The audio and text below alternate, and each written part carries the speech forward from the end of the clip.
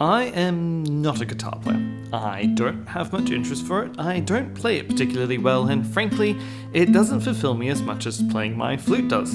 And yet, when that pining hits, that longing to just play music, this was the instrument most often in my hands, rather than my beloved. What's the problem? Did I not like flute as much as I thought I did? Well, my question was answered, but not in the way I thought it would be. The issue of wanting to go and play an instrument but failing to actually go and play one is a common one. After all, we're all busy people with busy lives, and while we know that playing an instrument requires discipline and self-control are resources. And after a long day working, caring for beloved children, and all the other difficult decisions life throws at you, well, I at least don't have much discipline left, even to just go and play for fun.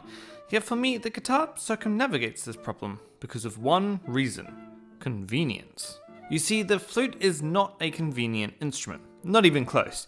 It takes time to assemble and significantly more time to disassemble. It's difficult to leave unattended should something require your attention, and due to its immense cost, I'm not comfortable leaving it out for too long, and the thought of taking it somewhere unusual is always somewhat scary.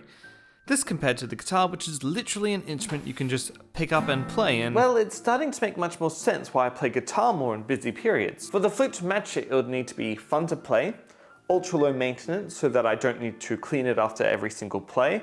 It would need to be fine to be left exposed out in the open, and it would need to be affordable enough so that if something did happen to it, I'm not financially destroyed. But that's when I realized that I've been staring at the solution to this the whole time. You see, I make flutes, and when I make flutes, my primary material of choice is ceramic. that's primarily because I want to make instruments that are different and exciting, because I really believe in ceramics as a set of materials for flute making, especially for making conical bore flutes. But I realized that ceramic also has a set of features that makes it incredibly convenient. I already knew this in a way, as I'd talked about it before when selling my entry-level PassionFlute play instruments.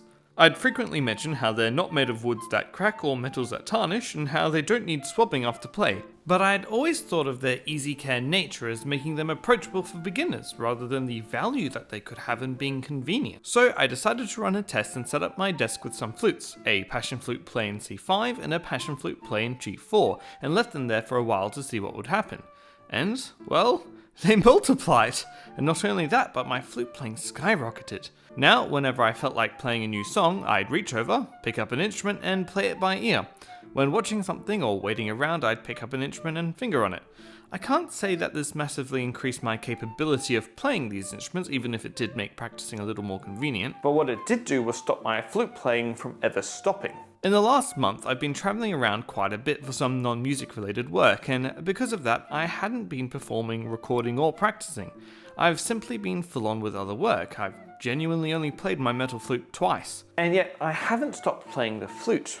Not at all. In fact, I've actually learnt 2 new songs just this week because I had some music stuck in my head and, well, the flutes were right there. It's a free experience, but also I think a lesson that we could learn from.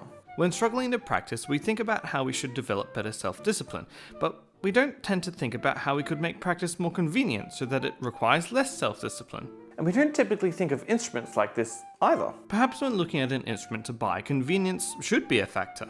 For example, a secondary instrument or a fun instrument that's built to be easy to care for could be a big deal.